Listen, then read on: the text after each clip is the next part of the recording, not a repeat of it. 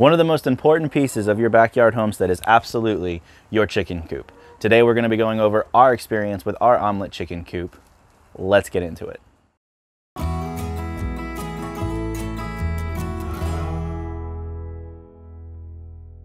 Today we're going to be going over our experience with the Omlet chicken coop that we've had for just about 1 year. So the first question to ask yourself is, who is Omlet? So Omlet is a UK-based pet company that started back in 2003. They have lots of different things for different pets, from birds, chickens, rabbits, you name it, they've got it. And their material is all really neat. It's very well made. It's a solid company all around. With the research that went into them, we wanted to find something that was more prefab chicken housing. When we first started this journey, I specifically had no building experience whatsoever and was absolutely nervous about trying to build anything at all. So trying to do my own coop was just terrifying. So we knew that we wanted to go with some kind of prefab chicken coop, and we did a lot of research online looking at different stuff that was out there. And unfortunately, most of it, if it was on the lower end scale as far as cost goes, just seemed really cheap and cheaply made. Was going to be poor or had really terrible reviews that it broke down after a year, 2 years or whatever being in the weather. And we live in Florida. Hurricane season is legit. We get a lot of rain, so that's not something we wanted to do. When we found Omlet, a little bit more expensive than your cheaply made stuff, but what we found was a really well made product. So why we went with Omlet? Their customer service was phenomenal. We had a couple of questions for them, both by email and by phone during the process. We bought this in about March, April of last year.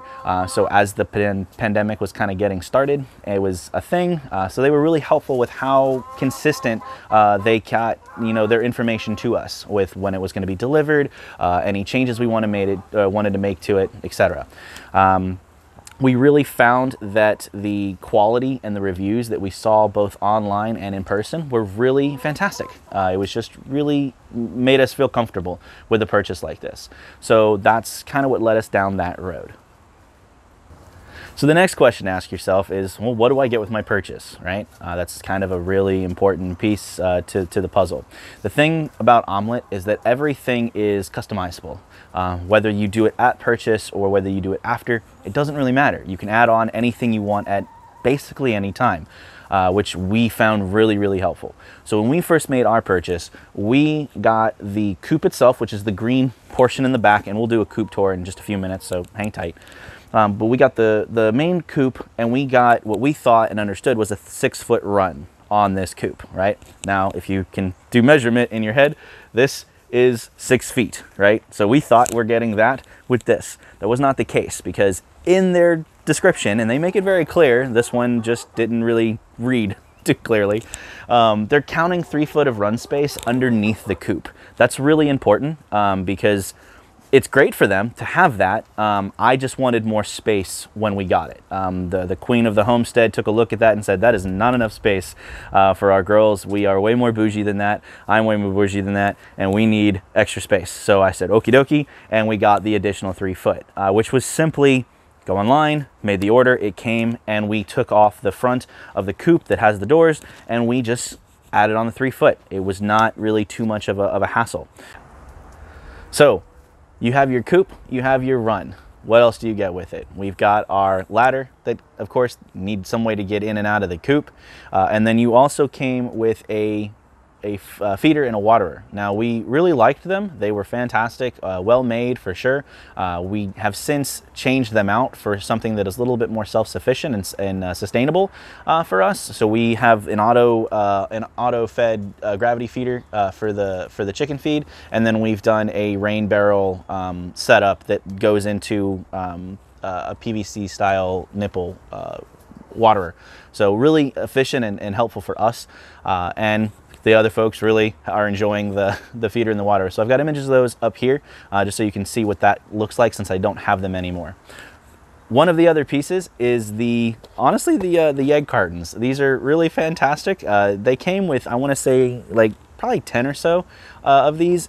They're just standard egg cartons, nothing too crazy, but they've got, you know, a laid by who, the Omlet logo, and it was just a nice touch. I just thought it was really great.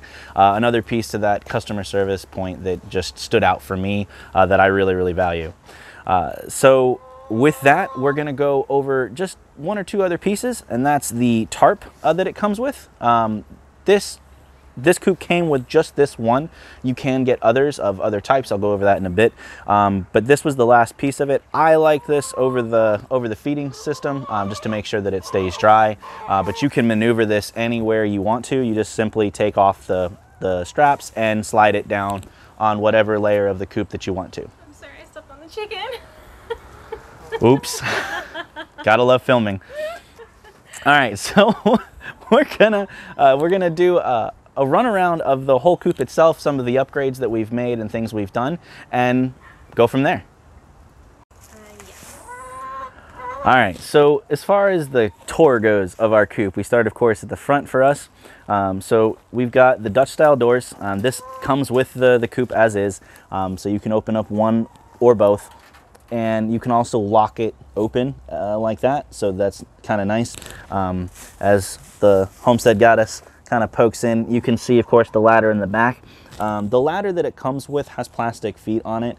We wanted something a little bit more grippy for the chickens as they were coming down, so I just took a piece of wood that was sanded and zip tied it, and it's worked fantastic for a year. I have one step that's slipped out that I need to readjust, but I'll get to it. It's just, you know, it's a little much trying to get in here as a big guy. So that's, you know, kind of the inside look of what you get. With the next step, make sure that I actually get this on.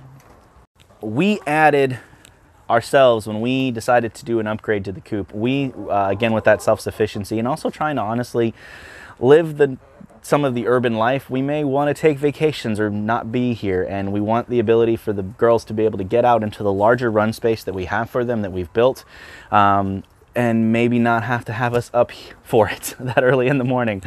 So we got not one, but actually 2 auto doors that we've added here, and they're just automatic doors. I have a video on that we'll be doing shortly on just how to set it up, what it, you know, kind of works with, but it's been very, very convenient. So we have one on the side of the coop. Normally this hole would not be here. Their only way out of the coop would be the door in the front. So keep that in mind as you're getting something like this.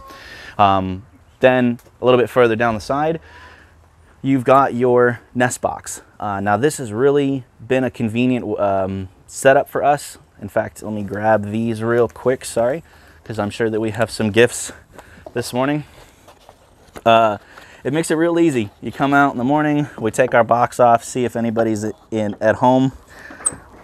Nope, nobody's here yet. Or they've been here, but no one's in here right now. So actually, this is a great setup to see because we have 5 birds. We have 3 Easter eggers, yes, Miss Nosy, and 3 Easter eggers and 2 sapphire gems.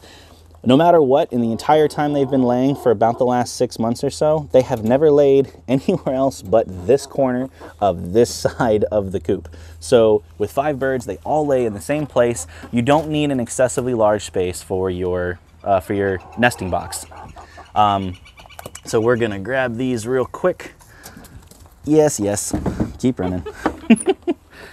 But you saw, you turn your latch, pull the door off. When you're done, pop it back on. We keep this with hay, and I'll show you the back side now. So this makes it real easy to get in to clean. Now we've just done a cleaning video on how easy this is to clean. In a nutshell, it takes about 10 minutes. It's really very, very simple. When you take off the door, again, really solid hardware. It's been really, really well used, and you wouldn't know this is any different than it was the first day. So it's got vents on it on both sides.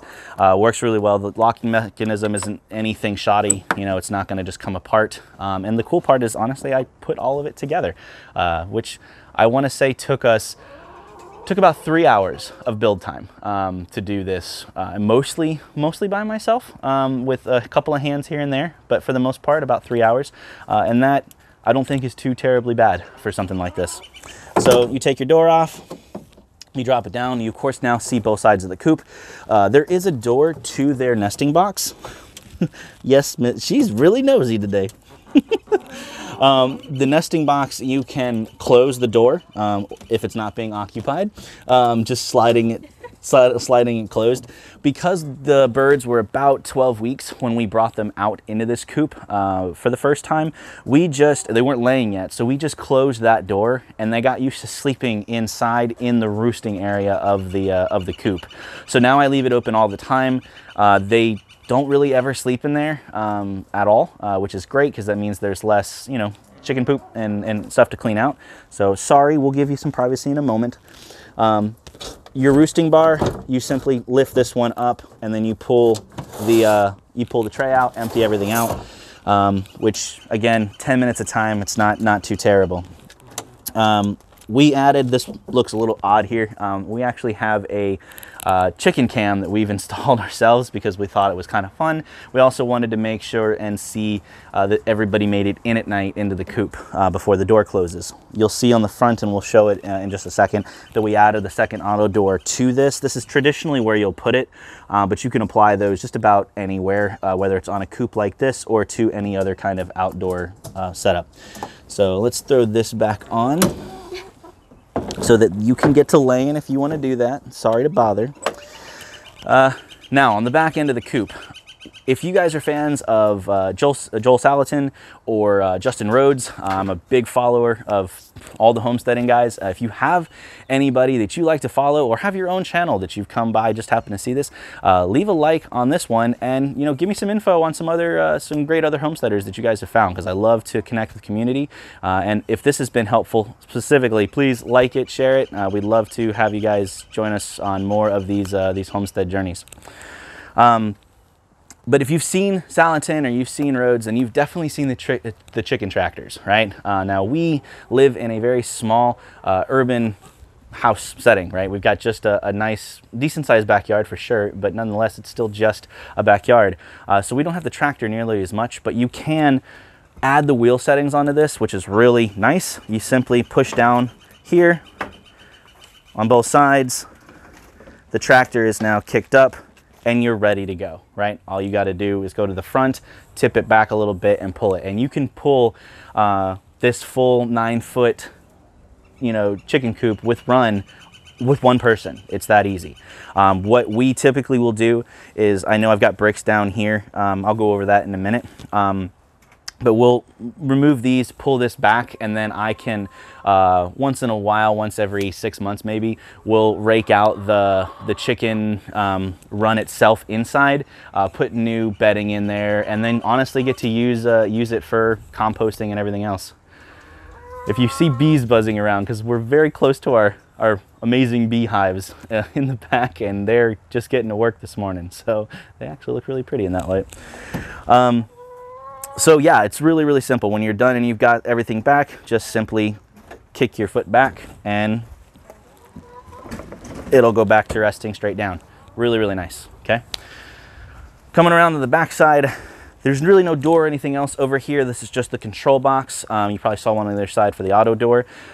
And then the actual manual door. Now, what I like about this, especially when I'm cleaning the coop, I'll take the backs off, put new hay in, put new, clean out the bedding, but I'll close, instead of closing the automatic door, I'll close this, so that way if I have a bird in there, they can still lay and it's not a problem, or I can keep any other birds from getting inside while I'm cleaning it. Then I come back, lift up, turn, and it closes. So you can use the manual door and the auto door together. You don't have to exchange it out. So that's been incredibly helpful. So that's our coop tour. Timeout. So I was going through the editing process and I remembered two pieces of information that I thought were so important that I needed to make this additional cut.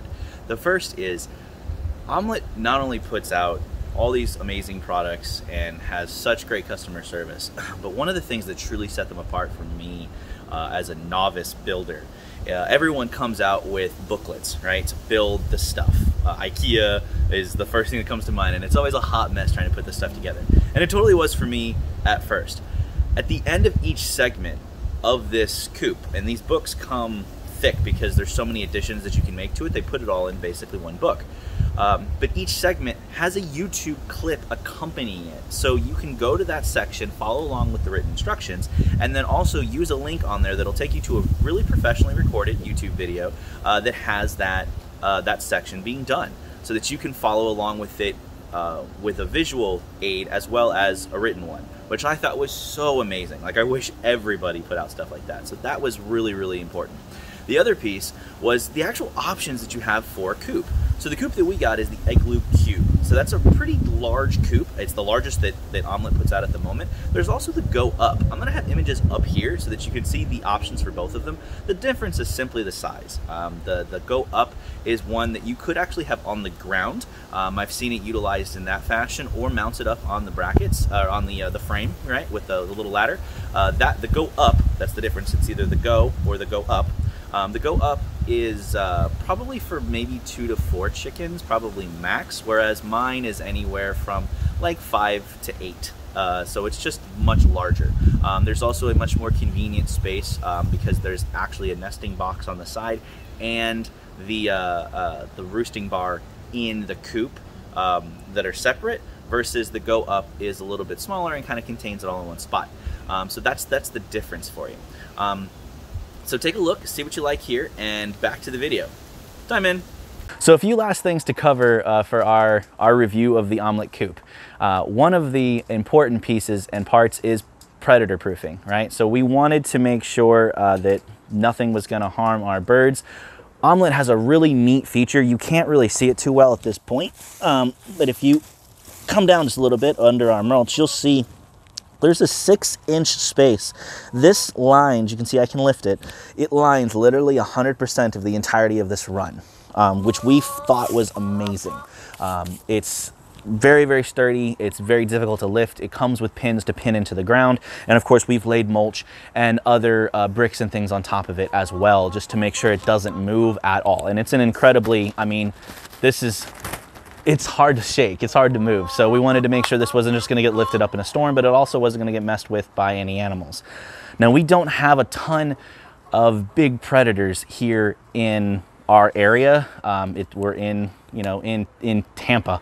But we do have our fruit rats. And we had a real big battle with them the first year here, trying to get all of our gardening and our chicken stuff under control.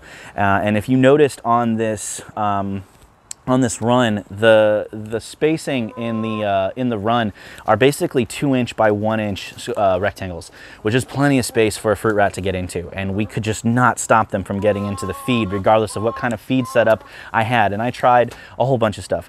So we went through lots of craziness. I felt like the guy from Mouse Hunt trying to get rid of all the damn fruit rats.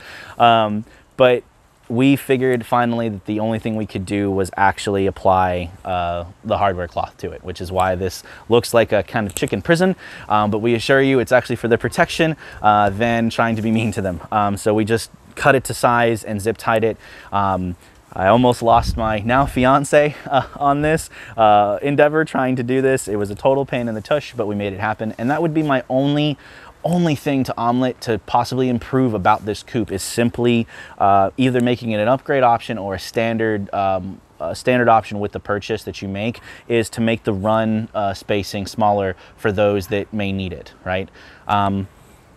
As far as the other important question, how many birds can you put in this thing?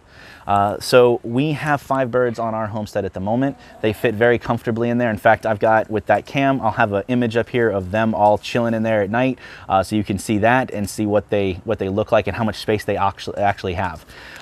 These are medium-sized birds, considering that they're Easter eggers and sapphire gems. I think I could probably fit comfortably about 8 birds in there with no issue. I don't want any more, but that's what I feel is a good number.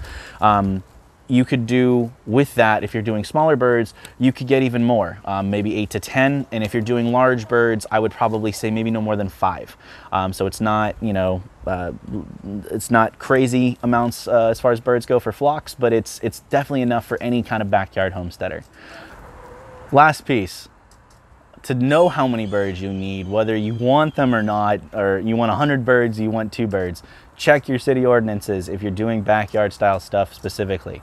A lot of them have very specific rules on how many you can have hen-wise. Most of them do not allow any roosters. We do not have any on our homestead for that very reason. So make sure you check that out. So wrapping up, hope that you guys have enjoyed everything. If you did, leave a like on the video, leave any questions or comments that you have in the comment section down below. And if you like everything we're doing here at MoonWood and you want to come on a fun adventure with us and see all of the crazy things that we're doing with me and the homestead goddess, by all means, give us a subscribe and join us for more MoonWood content every week. Thanks a lot.